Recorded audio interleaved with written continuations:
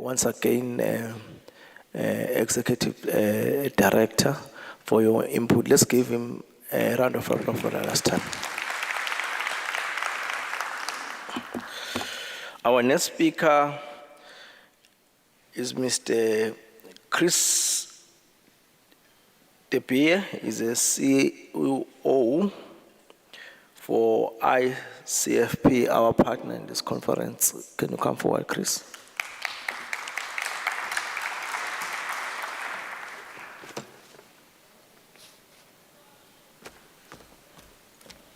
Thank you, Jimmy.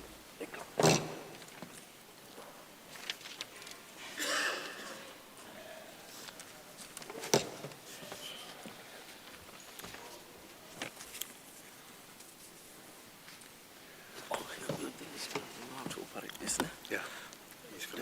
That way. The slides. Where billions of new assets, the tools of fraud and corruption have evolved. But so have the guardians of the financial system. 15 years ago, a provision was formed to unite the fragmented, to define the undefined, to benchmark. In just 15 years, we've grown from an idea to a nationally recognized model. Trusted by those, corporates, and the public. But our journey is just beginning. Together, we're not just picking up the change, we're making it. 15 years as a together, 15 years as a 15 years as ICFP.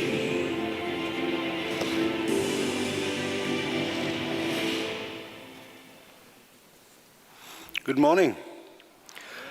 I was glad when I arrived this morning and I see I don't have to wear a tie because Durban is hot. Thank you for that. I particularly like visiting KZN. I think and it's because of the people. The people do make a difference. I do travel quite a bit throughout Africa, and KZN stays one of my favorite places, and it's because of the people.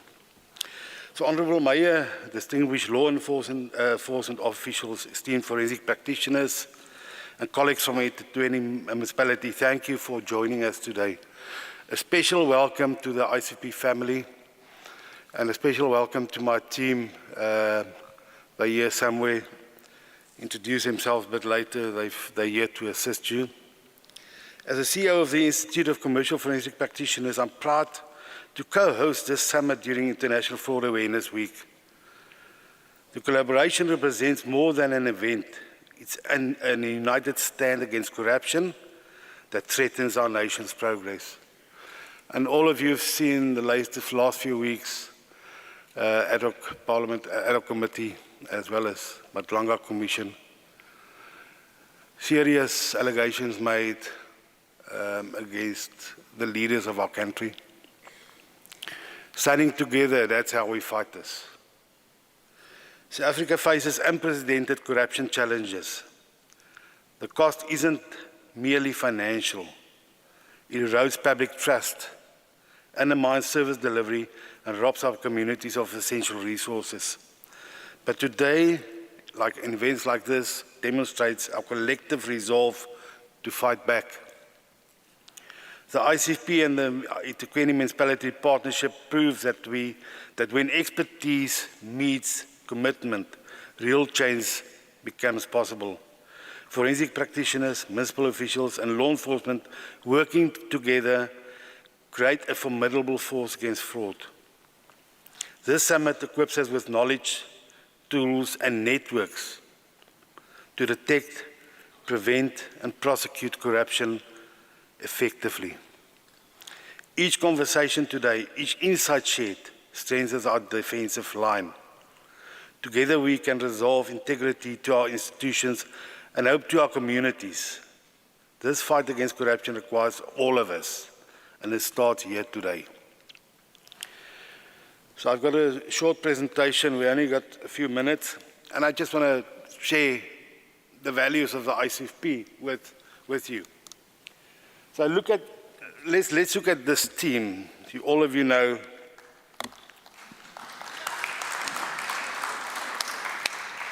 our women that played in the final of the Cricket World Cup. 16 girls, 16 women, different backgrounds, different cultures, different strengths, weaknesses.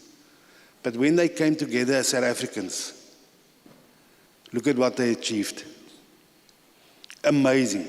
They changed the landscape, especially for men, is now favoring the South African women's cricket team. I do not miss one match they play.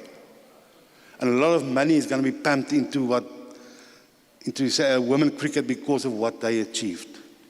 It shows you if we stand together, we collaborate as Africans, what we can do. So let's give them a hand. And we're proud of them. So all of you have seen and you know, and I don't have to tell you about all the sophisticated criminals we have. We've got complex systems and massive losses in terms of financial crimes. By the way, in South Africa, we do not actually talk about fraud as an overall embarking term. Fraud is just one of the offenses in terms of financial crime. So is corruption, so just to clarify that. So we do not use the terminology fraud examination in South Africa. It's used, but if you look at the background, it's incorrect. There's a misconception. So we at the ICP were established 15 years back, and the main objective was to start developing skills from a young age, because we knew a lot of people is becoming old and they're getting out of the industry. We need to train and develop those skills for the future. And the ICP was created by the industry. And it's a SAQA registered body, and the professional designation we use is FPSA, which stands for Commercial Forensic Practitioner, because it entails all those disciplines, because we've got different disciplines. I get asked quite a lot from internal auditors, accountants, lawyers, can I do a forensic audit? And the simple answer is yes. However, you're going to run into problems the day you testify in court. The first hour, the opposing party is going to rip you apart on your qualifications and your experience. If you're lucky enough to survive that ordeal, and you're going to need a few bottles of water, because that is horrific to sit there. It's not an easy task. When you survive that, before they're even going to go into your evidence in your forensic report, they're going to interrogate your evidence, your data. Sir, where did you get your data from? Who gave it to you? What did you do with the data? If there's any slight chance that data could have been compromised, you lose your case. If you left your laptop, your computer on your table and went for coffee and your office door was open, you couldn't lock it, that's it. If it's on a memory stick and you didn't protect that data, gone. Physical documentation on your table. If that opposing party can prove that that document could have been altered, you lose your case.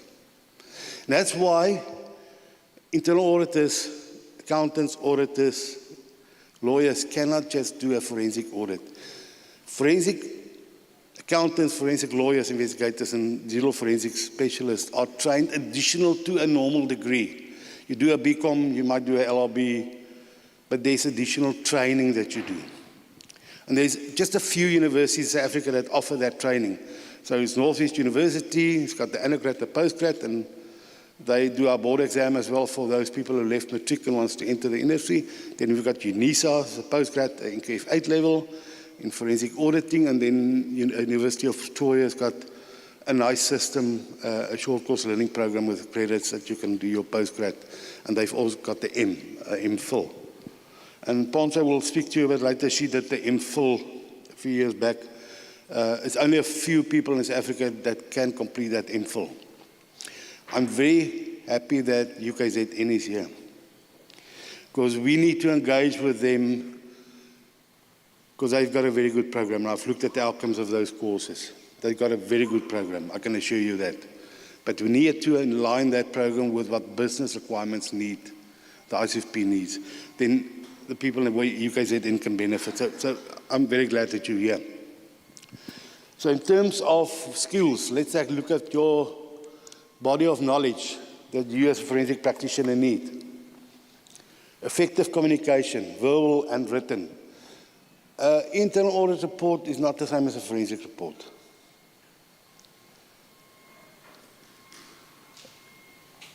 Your forensic report is your end product.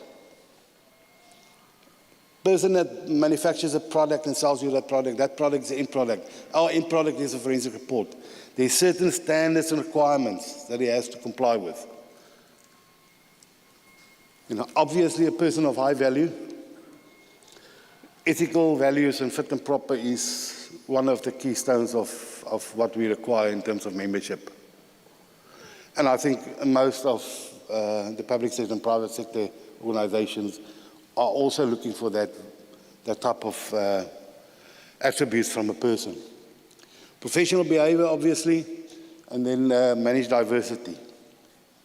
We are a diverse country. We cannot tolerate any racism, any sexism, and so forth. And we had a few cases that was reported to us. We don't need them in the industry. In terms of academic skills, practice of fraud risk management is the prevention is better than cure. You all hear that, and it's true. It's just a pity that some organizations do not realize that, and they want to spend money, don't want to spend money on the prevention of financial crime, but then they have to fork out millions to investigate financial crime. It's expensive. FPSAs, there's quite a shortage of FPAs in South Africa. We only got just over 600 in South Africa. We need at least double that. In terms of the board exam, I can also tell you that the failure rate is quite high. This year, 30% of people failed the exams. And it's particularly high this year because of AI. So we have a sit-down exam, you sit in an exam location, you write with a pen and paper. And I don't think I will ever make it because my hands will never, I will get tired. You know, remember the old days when we wrote exams? 3, 4, 5 pages, you could do it. Try and write 1 page with a hand. I mean, you can type, not write. And then they use AI for the assignments in the exam, and they get 80, 90% for assignments in the exam, they get 10%. We've got a serious problem with AI in South Africa. It's a tool that you can use, you must use, it helps a lot, but not for exams, please. Forensic accounting, well, there's a difference between accounting and forensic accounting. There's similarities, but there's add-ons in forensic accounting, flow of funds. Maya spoke about the lifestyle audits, we call it lifestyle analysis. There's a methodology that you follow to get to end result. Crypto plays a role. And accountants do a lot of litigation support. So it's additional skills that you require to do these complex investigations. You can just imagine VBS and Steinhoff investigations, how complex those investigations were. You do not take an accountant, put in that scenario and say, okay, do analysis. Then we have obviously law, and there's different sections on the laws, different laws that we use. Obviously, the constitutional law is a supreme law. Law of the elite, contract law is important. Contract law is extremely important. Labor law, and then your criminal laws, and then you get PRECA and POCA. But then the alignment within international laws, the UK Bribery Act, FCPA, and so we have to align with that. Now, you might think we sit in South Africa, what is the impact for me on the UK Bribery Act or FCPA? As soon as you use your email and your email goes through, I think our Microsoft is in Ireland, your email goes through Ireland, you will fall under that law. And all your emails go through there. So be careful. Investigations, the old policeman investigations, those guys are a dying breed. And we're trying to train those people as a specialist skills, investigation, interviewing, taking of statements. It's a skill that the younger generation battle with, and it's our responsibility to help them. Then obviously digital forensics plays a major role in every investigation. So when you testify the court of law and I've got this email, and you present that as evidence without a backup, did you get the metadata for that email? Who can prove that? Can you prove that you didn't change or somebody didn't change that email? Because it's easy to do. It's easy to change an email. Very easy. Can you prove that you didn't change it? You've got metadata. And they might also say, did you get an affidavit from an IT specialist to testify to the legitimacy of that email that it's not been changed? That's how it works. And that's why FPSAs are in high demand. And I think that's my say. So, Jimmy, to you and your team, thank you for the opportunity. And to my team, Donovan, where are you guys? I just want to say a special thanks to Maggie. I can't see them. So they worked hard, very hard to get to help organize this day. Be in contact with my team. There's a lot of events that we host for free. In terms of CPD, everybody needs CPD, even if you're the IASA, if you're with IMSA, SAIGA, SAICA, SAIPA, you need CPD. We will be issuing CPD from an IC side, and you're going to unfortunately have to wait a while. It's a manual process currently, so it will take a few weeks, but you'll get it in your inbox. If you do not get it, please contact us and we'll see if we can get it out to you. Yeah, I think that is that. Thank you so much.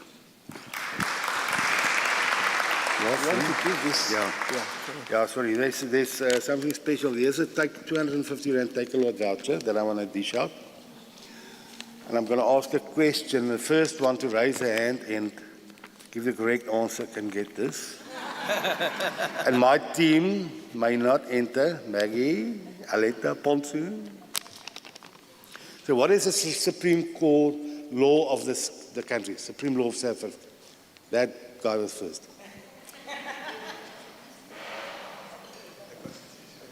You're absolutely correct.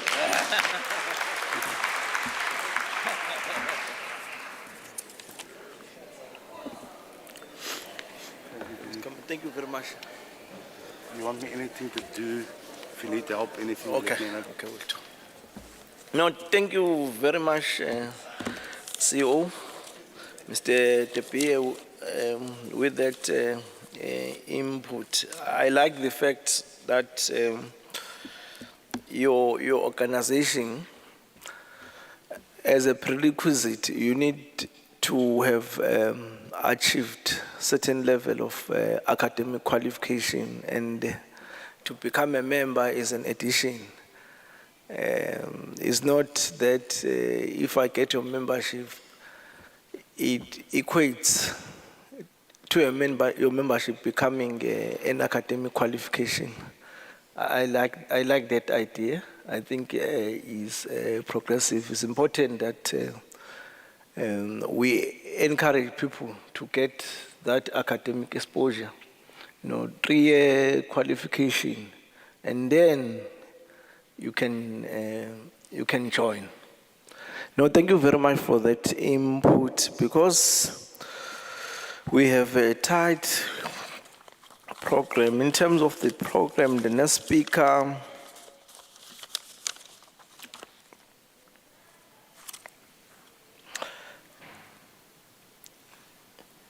is Professor Mpilo Ngubane. He is well learned. You can see the profile. The profile will be projected on the screen. I think he has 2 masters, 2 PhD, more than 10 qualifications. Thank you, Prof.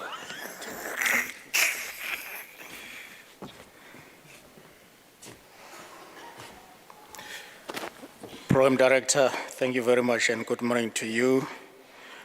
Good morning to all of your colleagues. I just want to observe the protocol in the interest of time.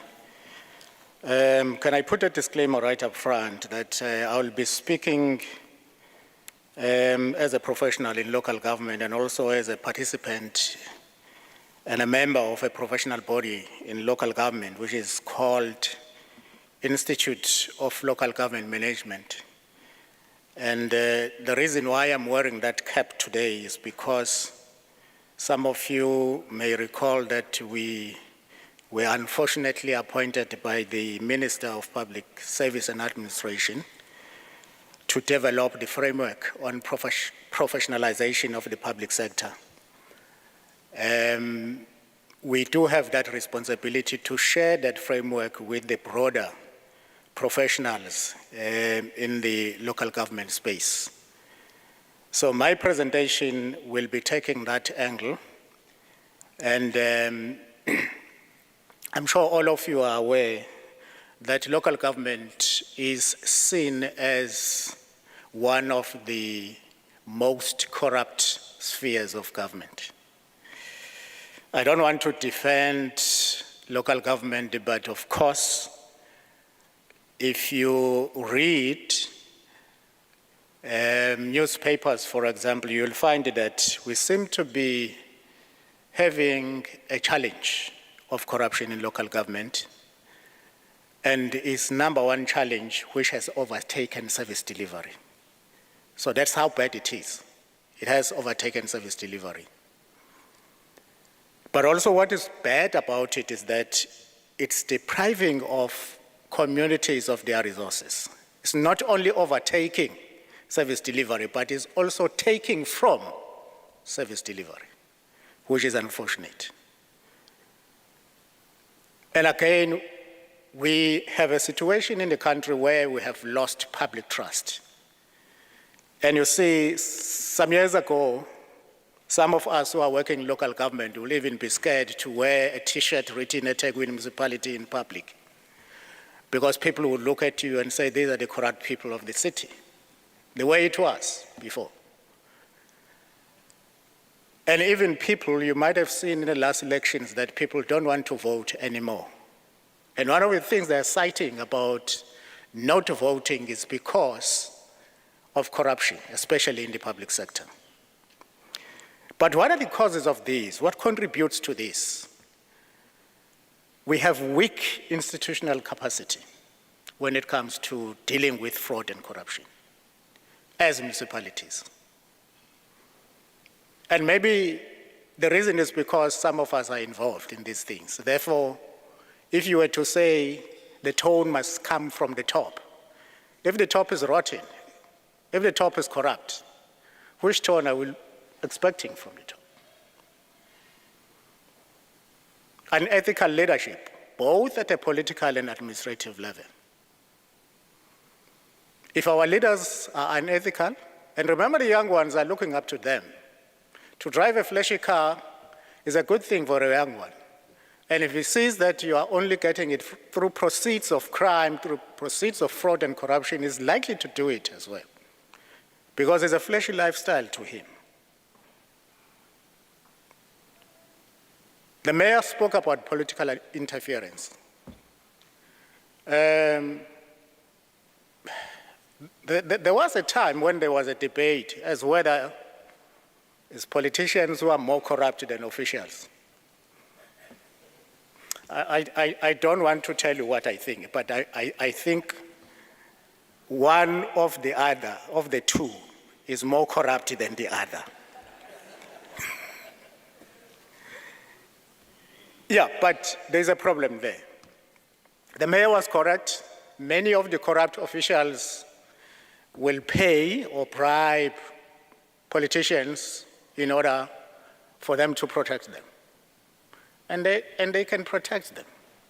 In this city, we have seen instances where when we are dealing with fraud and corruption, you will get a call from a politician saying, don't touch that one. He's supporting us. The other area which indirectly contributes towards fraud and corruption in municipalities is the non-merit appointments, the nepotism, and those bad appointments that we have where people don't qualify. Because these people will always have their masters to support. He will come to the municipality with that ticket, and somebody who is a handler is handling him out there to say, for your continued existence in the municipality. And he will always remind you that, by the way, you don't qualify to be in the position where you are, and you were put by us. Bese becela okuncane. Yabo lokho okuncane okucelwayo akupheli. Kungaba kuncane kodwa is forever. As long as you exist in that municipality, you'll always have to pay your master, unfortunately. Colleagues, this is the status of the cases as of last year. I'm sure these numbers have changed. Advocate Babalwa is here and can correct these numbers. But it's a very shame state of affairs about municipalities. Look at those numbers. I'm not going to get to the details of them. Northwest is leading. The cases by 2024 were 64 in the Northwest. I don't know why, but probably there is a reason why Northwest is leading in terms of corruption in local government. And it is. Then the Free State. Free State, you know, almost 60% of municipalities were dissolved, or let me say their councils were recalled. That explains why.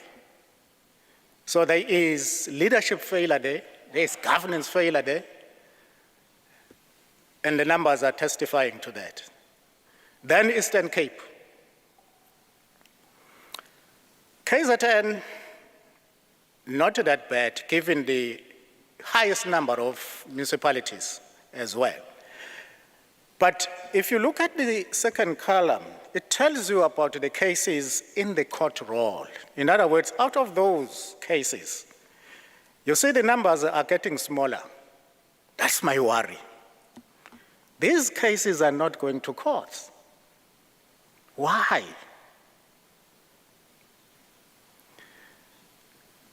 And the last column, again, I'm happy the DPP is here. The numbers are dwindling even further to say these are prosecutable cases. And maybe one day we'll need to talk about that. Ujimi was talking about the fact that there are cases in our municipality where the prosecution has said, no, we can't prosecute because there's no case. And for me, as a layman, it's very painful, to be honest. Because I know that this person stole the money, and I saw him. But the prosecutor is saying, no, this case is weak. And we continue living with that thief. There has to be some kind of a balance, and there has to be some way of bridging that gap, especially from the viewpoint of an ordinary person like myself, who will say, I've blown the whistle, as an example, and I know that this person has done 1, 2, 3. But unfortunately, we cannot prosecute.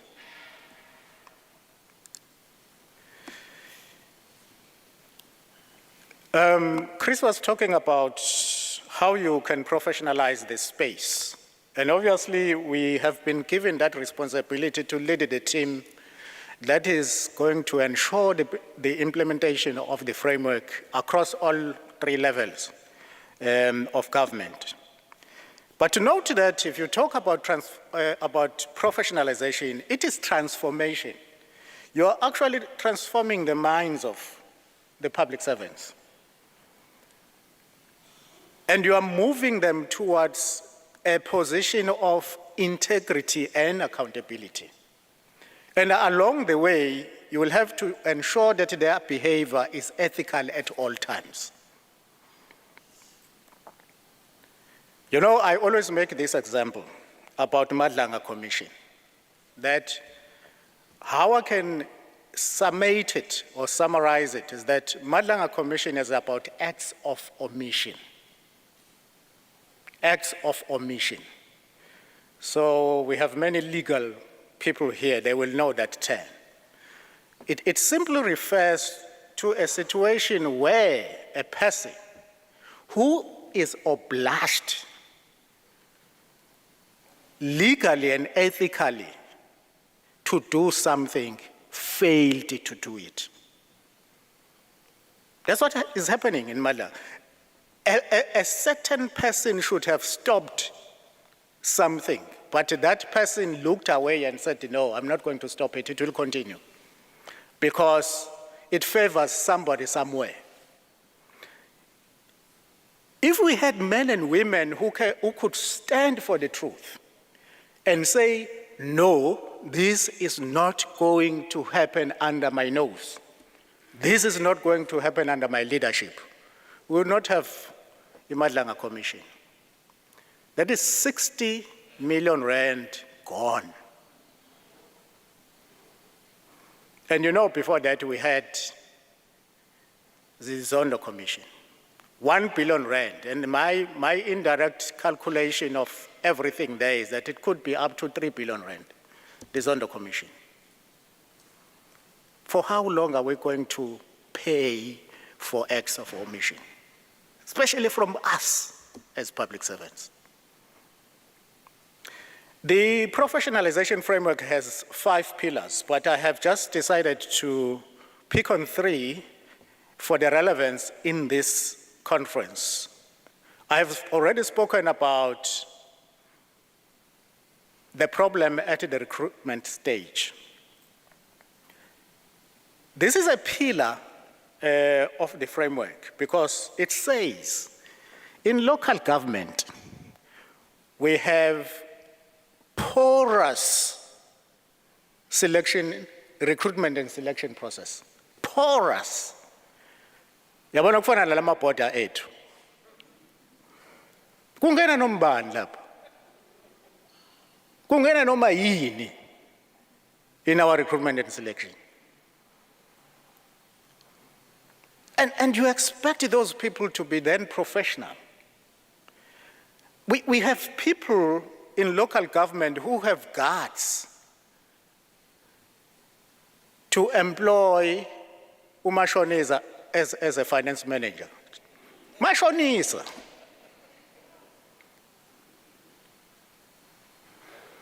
So that is one area where we are saying we need to tighten.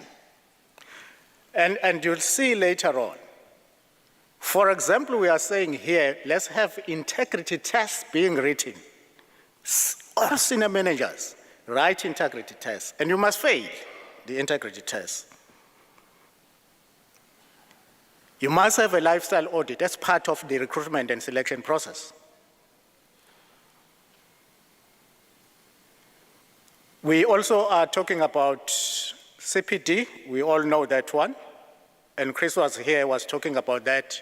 I can't repeat it, but it's very important because it always reminds you that you are a professional and you must be ethical at all times.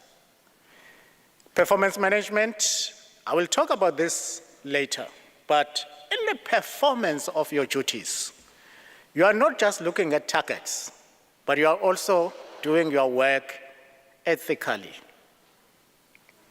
and truthfully at all times. These are the principles of professional conduct. If we are talking about a professional person, we are talking about a person of integrity. I want to explain the meaning, but the question is how many of us are people of integrity, especially in local government? People who are incorruptible. You can't be corrupted. When people come to you, you'll say, no, I'm earning just about enough. I don't want your money.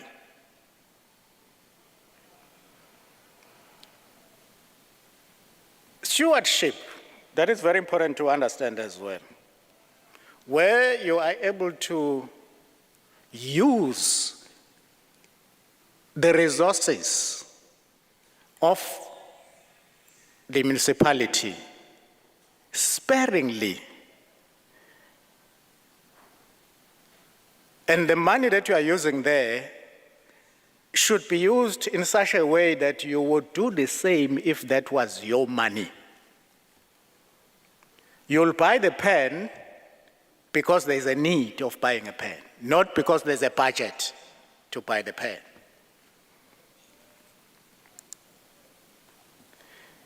When it comes to HR practices, we also have a responsibility to ensure that we have those appointments that are done objectively and also fairly. And we also have to remove nepotism in the process. I've spoken about integrity exams and integrity tests. We are proposing that there should be an integrity exam at the beginning. That is, when you are interviewed, you also write an integrity exam.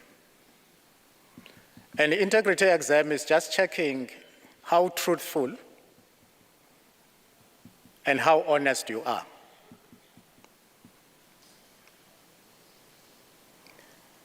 The framework also is ensuring that there is insulation of administration from political interference. That is one other biggest elephant in the room in local government, but we'll talk about it some other day. But again, we have seen how politics can encroach your space of investigations, for example, and mess up the investigations.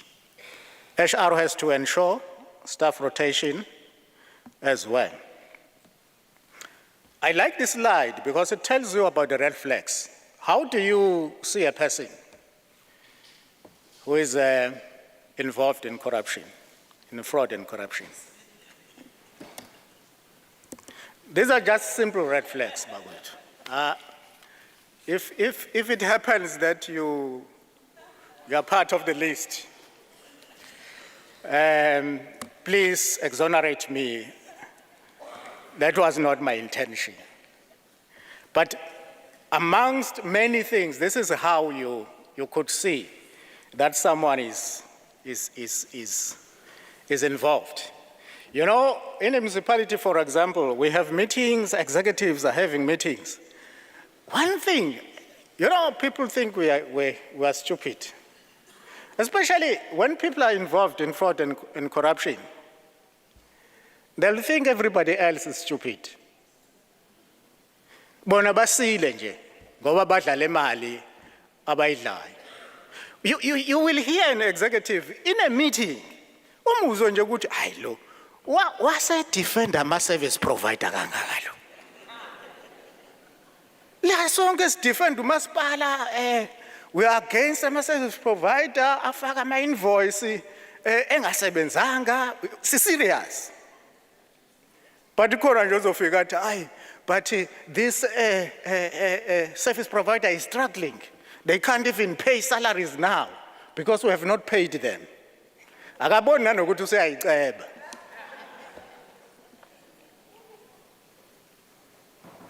So these are the red flags.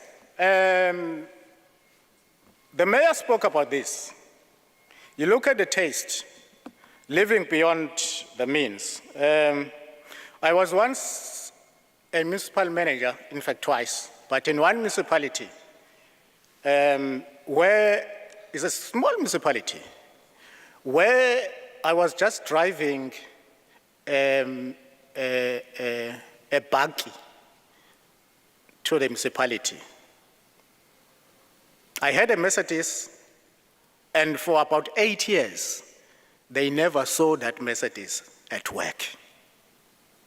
The reason being that I didn't want them to have any thinking that I'm chowing their money. I'd rather come with a Corsa buggy every day to work. The fleshy lifestyle. High personal debts is another red flag. Alcohol abuse. Siyabazi, bahlala la ku-Florida. Siyabazi impela.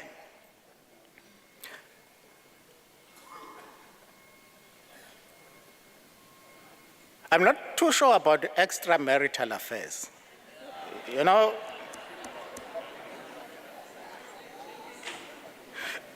but if you look at it, the rationale is that this person, especially, I'll talk about males because I can vouch for having seen it. But what happens is that these people have extra money, right? Now that they have extra money, remember, iyashisa le mali, akufanele uhlale nayo, kufanele iphume ihambe, thathenye iphume. That is why the mayor was talking about buying cars, because you always think, hey, mangibanjwa kusasa kusekhona lo 5 million, kufanele ngumuve masinya. So, mabefika lapha kuFlorida, by 9 p.m., i-tab yakhona is 39,000. And these guys will say, they are married. They will say, hey, akename no organize amantombazane la. Bezodla le mali. And imali yakwamasipala abayithole ngale ndlela abayithole ngayo. That happens. I can vouch for that. So I think that's where extramarital affairs comes in. Too cozy to suppliers. Aye. When unomngani nje oyi-supplier, unomngani oyi-tenderpreneur, uzuhambe naye nje nge-weekend, kungabikho nje. You have a friend who is a supplier of the city, and you can be seen dining with that particular person in a restaurant, and you think there's nothing wrong with it. And they say, these people don't take leave. I'm not too sure.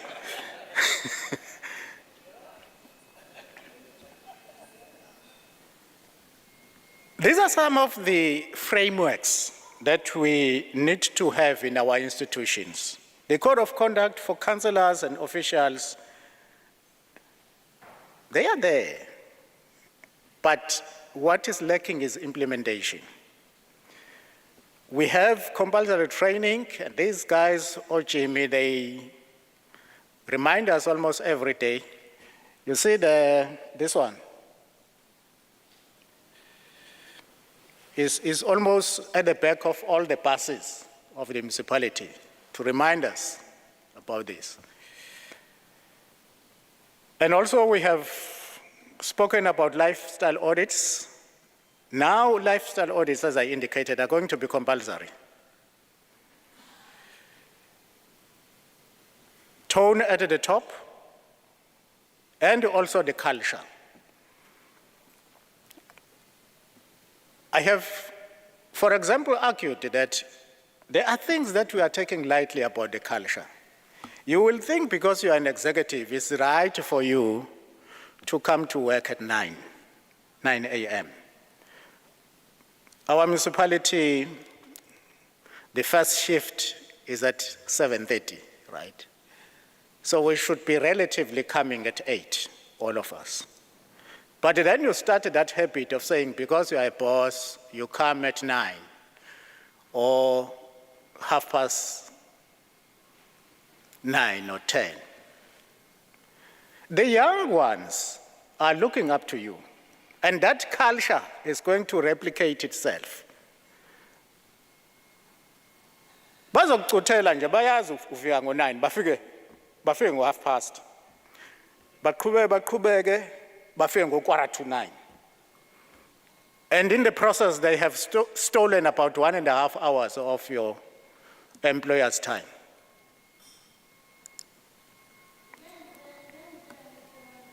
But colleagues as well, we need to have systems, processes, policies of oversight that are transparent. If you talk about transparent oversight, you know, when MPEC started,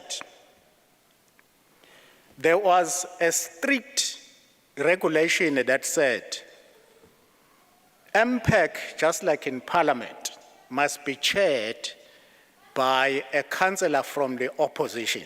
I'm sure you remember that one.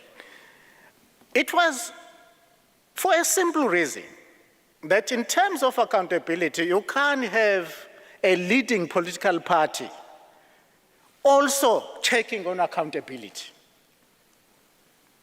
in terms of public accounts. The same thing with ethics, the same thing with other accountability oversight structures.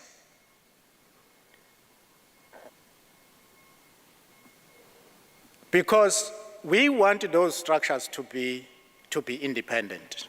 The Financial Misconduct Board, for example, the regulations are very strict to say who should be chairing the board. You can't just take anyone. You can't even take anyone from any government department to be the chair of FMB. Consequence management. Colleagues, this is one area where we are also defeated, to be honest with you. But the majority of people who are defeated is because they are also in. The moment you are in, then we find it very difficult to deal with your employees who are involved in fraud and corruption. Because they also have something about you. So you'll be reluctant to discipline them.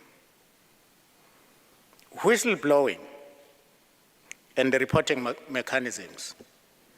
By right, not even by virtue, by right, whistleblowers must be protected. And I know that you work with them almost on a daily basis. And it can't be you who will then tell the world who the whistleblowers are.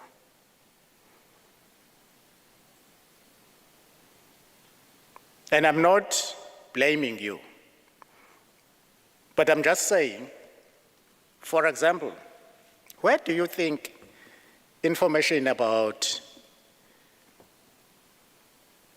Papita leaked? It came from one of them.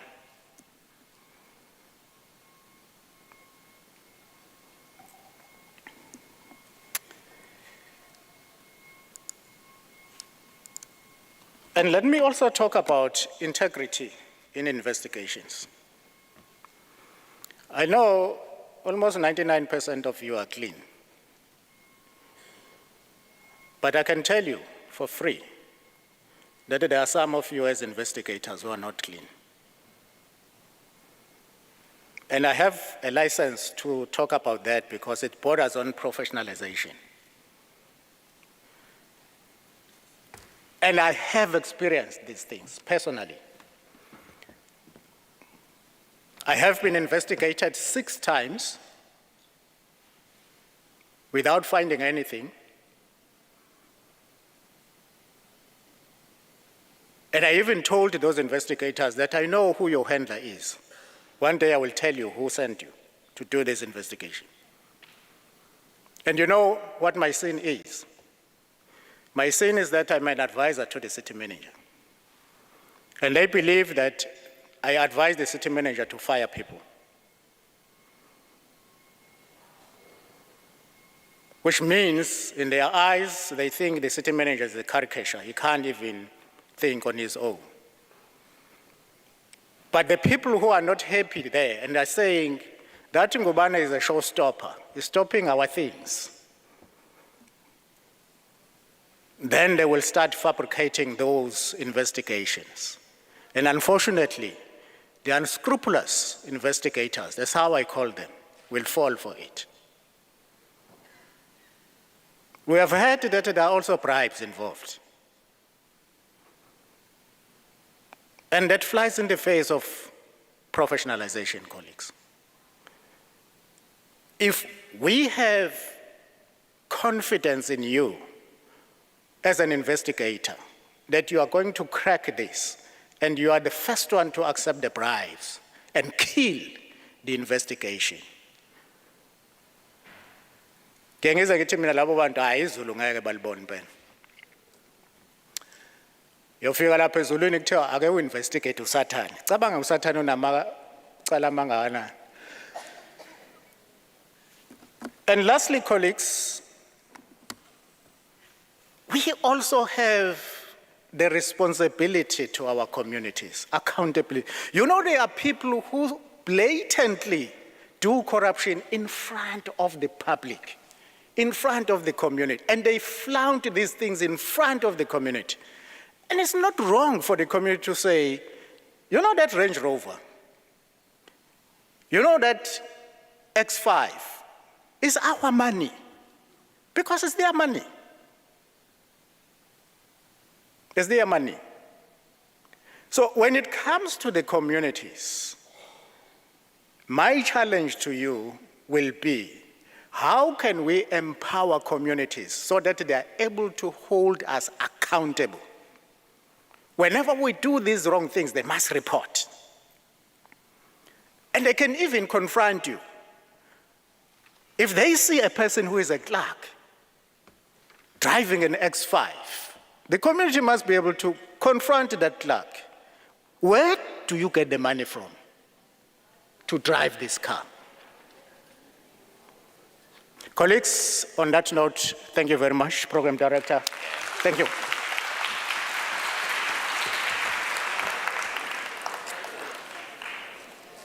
Yeah, thank you very much, Professor Ngubane. You have identified a number of areas that we need to think about as practitioners in the field.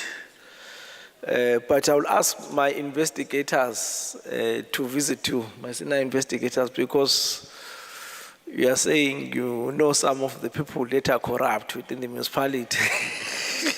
We need that information. With the speakers that will be ascending the podium, I'm going to be strict in terms of time, because I see now we are behind time. Ladies and gentlemen, I'm not expecting a speaker to exceed 15 minutes in making the input. The next speaker is Ms. Alet van Rop from ICP, board member.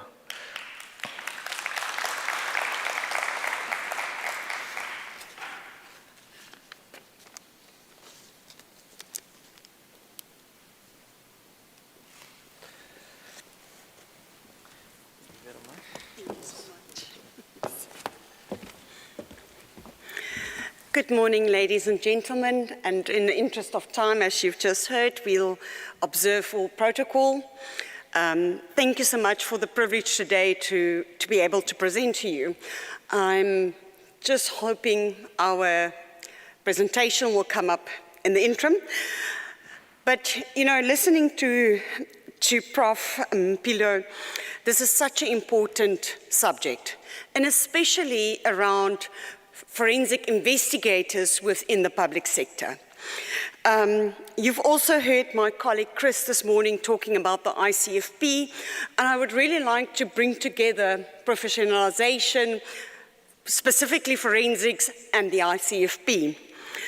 So you'll see from the slides, you know, one of the things in specifically around what is the benefits of professionalizing the industry.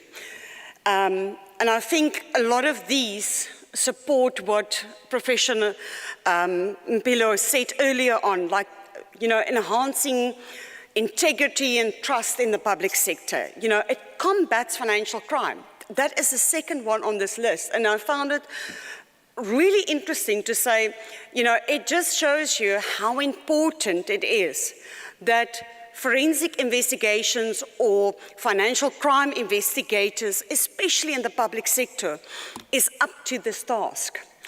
And that the public sector as a whole, whether you are a junior official or a senior official, are aware of what is the red flags to look out for within an environment where we have financial crime to the extent that we do have within South Africa. You know, it supports good governance, accountability, and I think that touched on perfectly around the issue with the number of investigations we've seen, yet we also see the newspapers at the same time, and you can't reconcile that picture. And then taking it further to why are we not seeing these matters being, you know, prosecuted? And it talks about the accountability. You know, meeting your legal and regulatory obligations.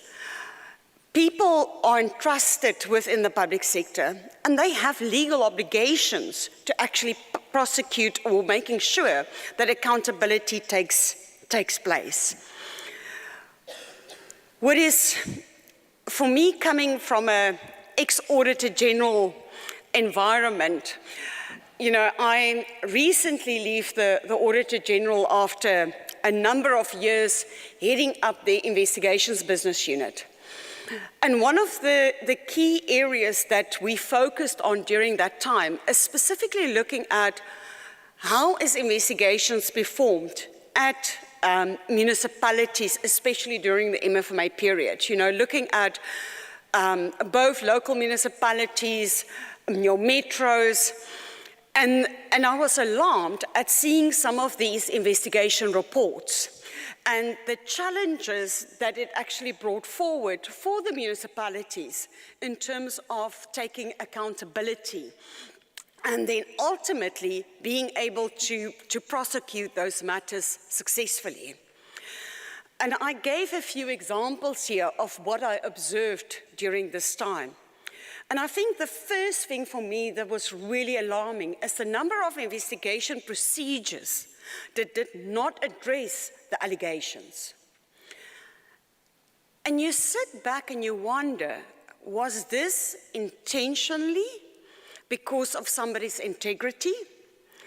Was this interference in the investigation due to political influence? Or is this because the person does not have the expertise to bring these two together? And I think we are facing a reality where it's a combination of these.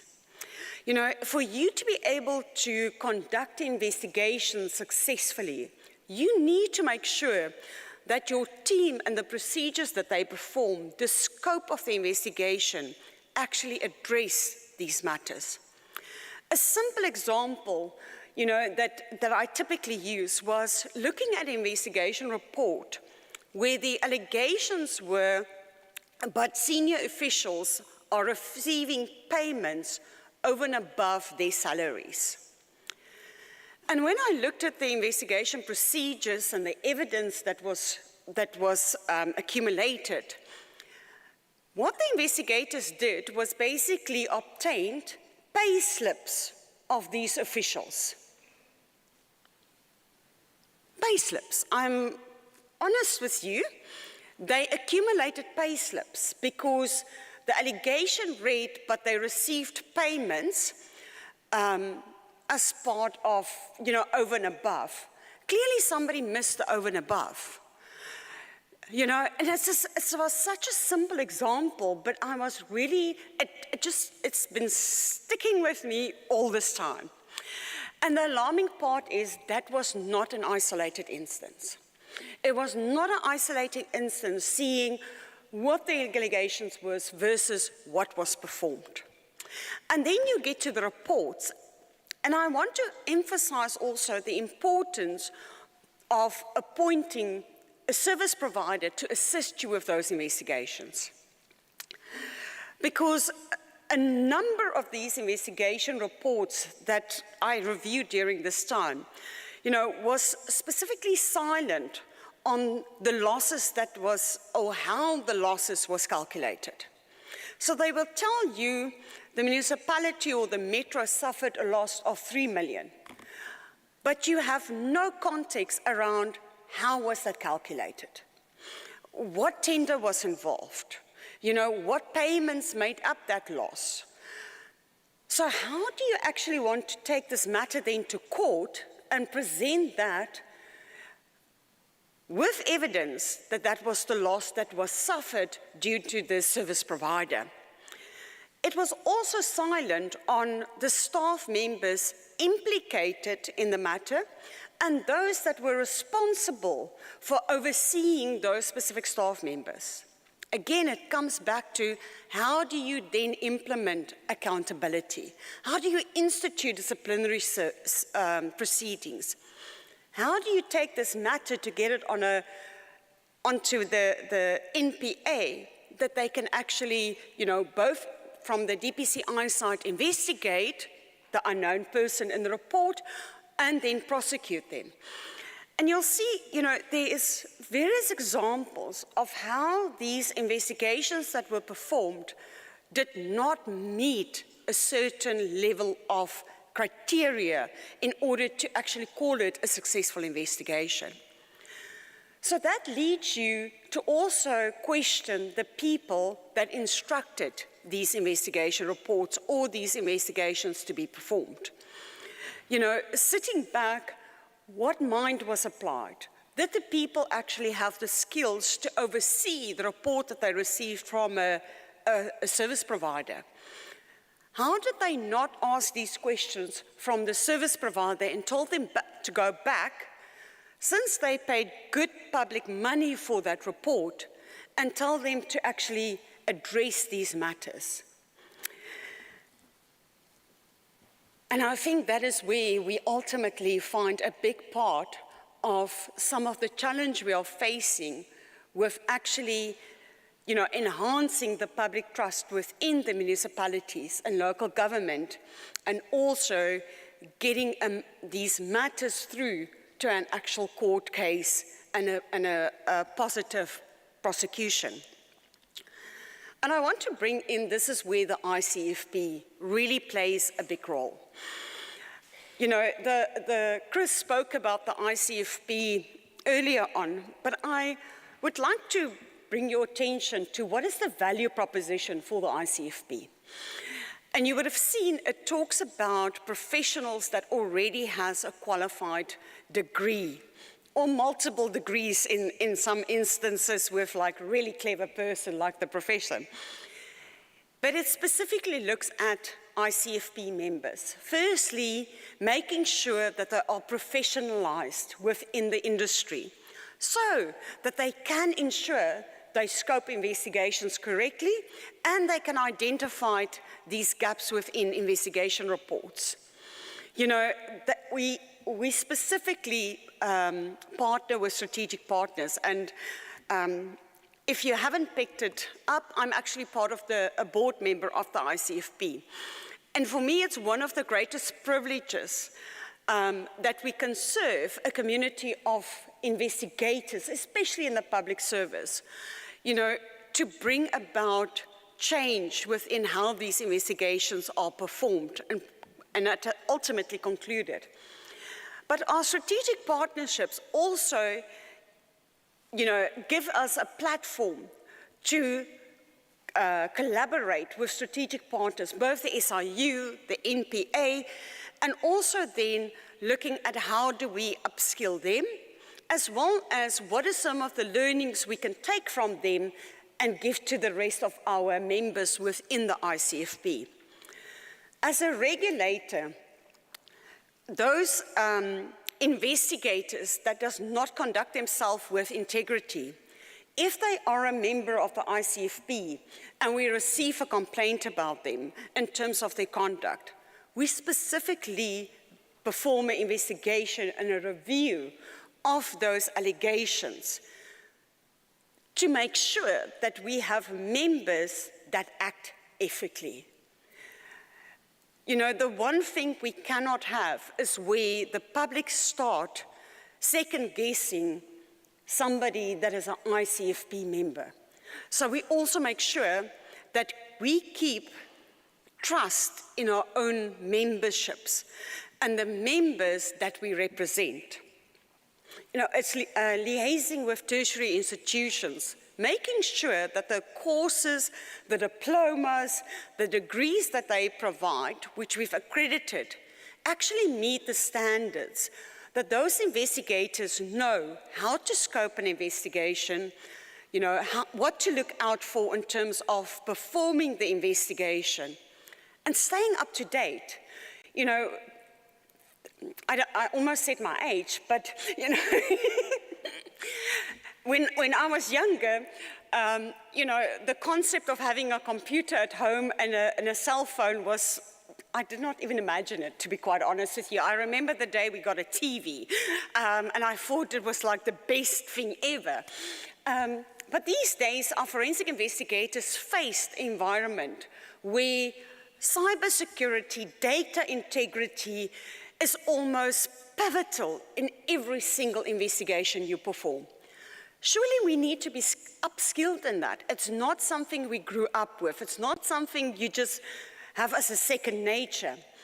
And the industry with AI, etc., is developing at such a fast pace. You might have studied computers at school, or university had a subject on it, which I remember. In my days, we used floppy disks, guys. I mean, how fast, and I don't even know if some of you know what a floppy disk is, okay, but it might be a foreign concept. But it gives you an idea of this. So, in conclusion, you know, I think a body like the ICFP, whether it's the ICFP or another regulatory body, is critical in making sure that we really do professionalize the public sector, and specifically the investigators that has got such a critical job to do within South Africa and for the local community. Thank you very much. Thank you very much. Thank you. This is your gift. Oh, thank you so much. Where's Kaya? Oh, can we have evidence? I just want to say, I will make sure I declare this.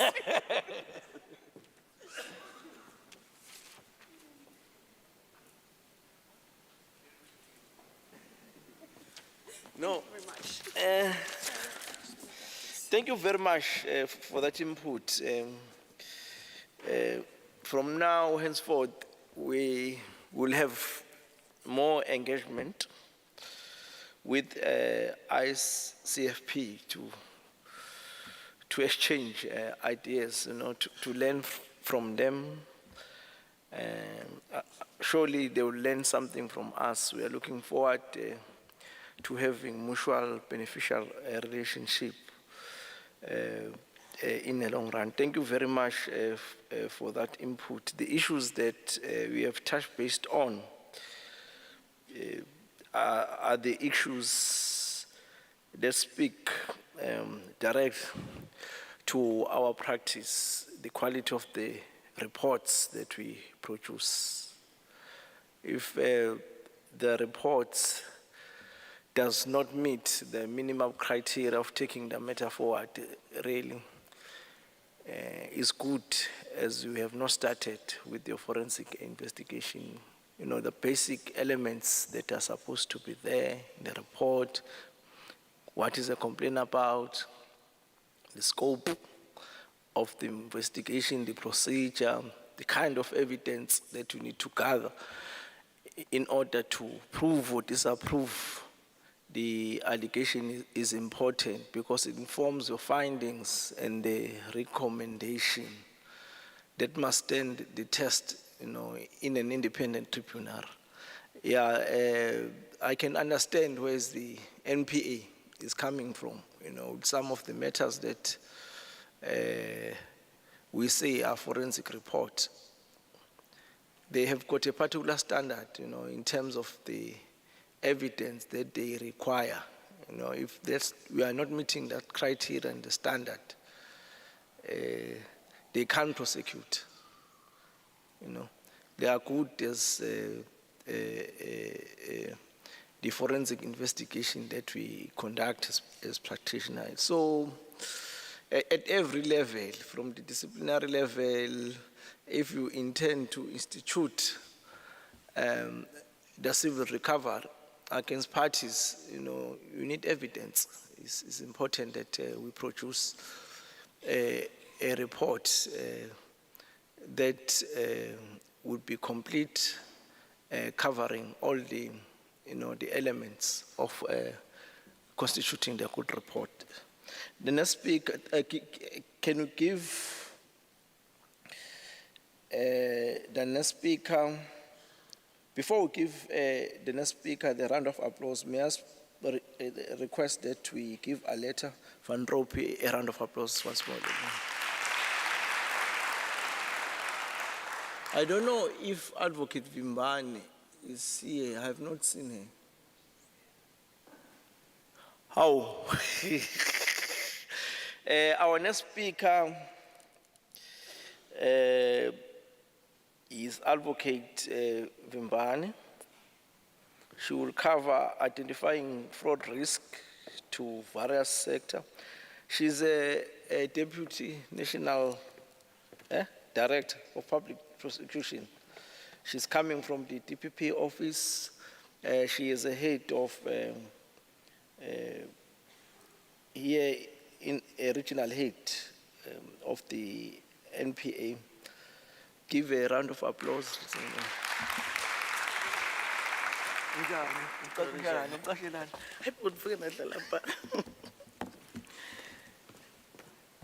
Good morning, ladies and gentlemen. My name is Bulelwa Vimbani Shuma. I'm the regional head of the Specialized Commercial Crime Unit.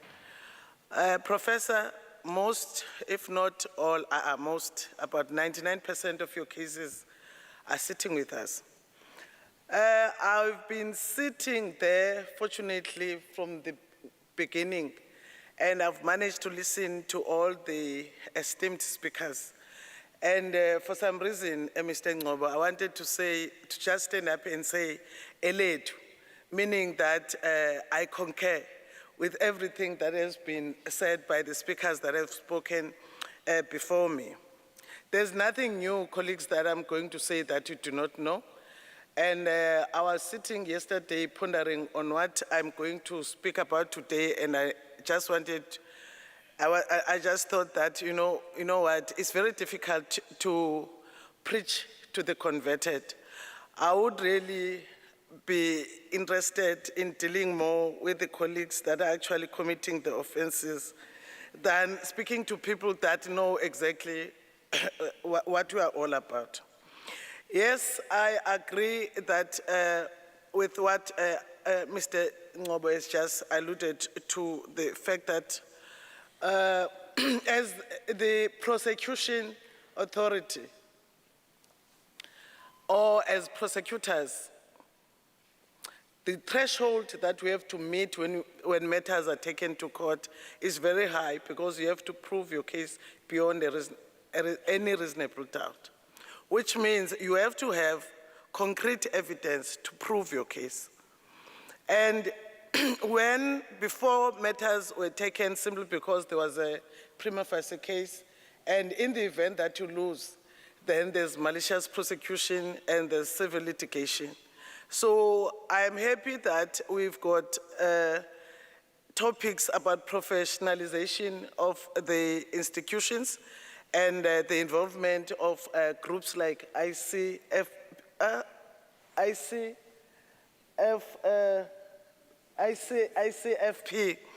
because how forensic investigations have to be done becomes very important.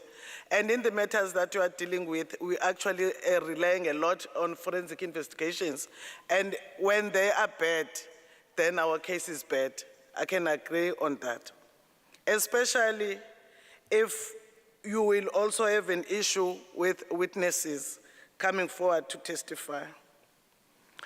Colleagues, we are the SCCU, which is a unit attached to the Director of the of Public Prosecutions. Use this to move Okay. your presentation. Okay, sure. The blue or white? Blue. Okay. We are the SCCU, and we are from the NPA, and we are attached to the governments, including municipalities. We are actually focusing on matters emanating from municipalities and government departments. This municipality is, you can call it a stakeholder, because we've got matters emanating from the municipality and all other municipalities in KZN. We've got a lot of other stakeholders that we are working with, including the matters, all the matters emanating from SIU, they come to us. So you are our focus area if you are in a municipality.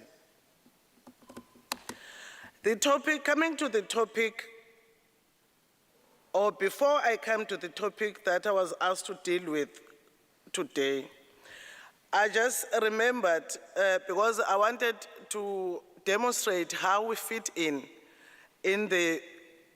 what the government is all about. And then I thought about going back to the NDP 2030, wherein one of its goals is to promote inclusive economic growth